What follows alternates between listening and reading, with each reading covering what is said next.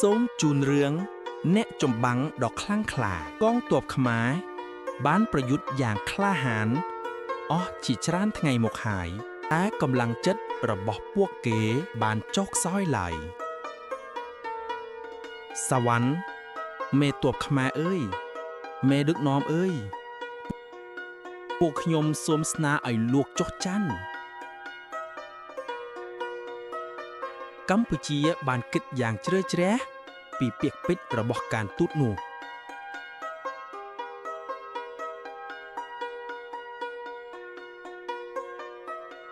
ក្នុងចំណោមទាហានដែលហត់នឿយទាំងអស់មានទាហានវ័យក្មេងៗម្នាក់ដែលរងរបួស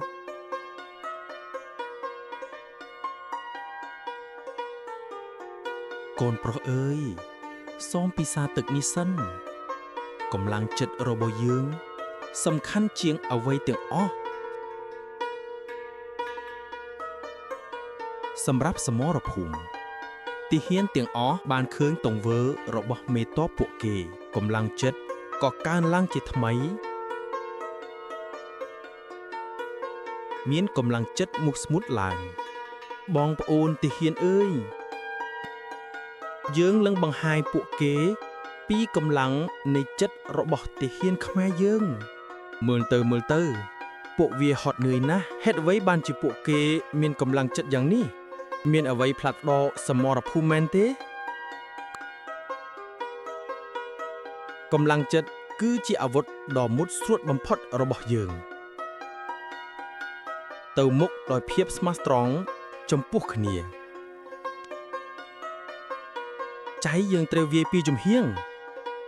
ពួកគេបានបាក់ទឹកចិត្តហើយកម្លាំងនៃមេត្តាធម៌របស់មេទ័ពនឹងនាំយើងឆ្លងផុតឧបសគ្គធ្វើដោយស្ងាត់ស្ងៀមអរុណយើងមិនរាថយទេចាំពាក្យរបស់មេទ័ពឈរឲ្យរឹងមាំ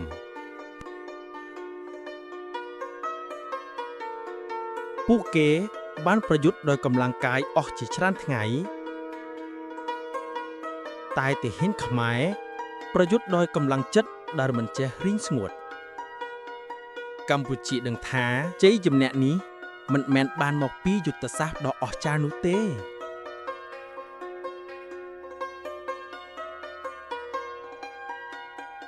លោកមេទ័ពអើយទឹកចិត្តរបស់លោកបានជួយក្នុងច្រើនជាងកងទ័ពមួយកងទៅទៀតសូមទទួលយកវាវិញ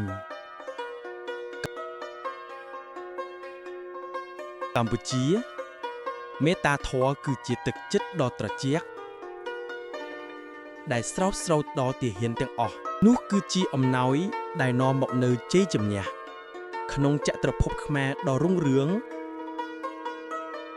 ជ័យជំនះមិនមែនស្ថិតនៅក្នុងដាវឡើយក្នុងចក្រភពខ្មែរដ៏រុងរឿងជ័យជំនះមិនមែនស្ថិតនៅក្នុងដាវឡើយលោកមេទ័ពនេះជាកន្សែងសម្រាប់លោកការយកចិត្តទុកដាក់របស់លោកបានសង្គ្រោះពួកយើងទាំងអស់គ្នាឥឡូវនេះអរុណបានវិលត្រឡប់ទៅជួយសហគមន៍របស់គាត់វិញកម្លាំងចិត្តដែលគាត់ទទួលបានត្រូវបានចែករំលែកទៅដល់អ្នកដទៃ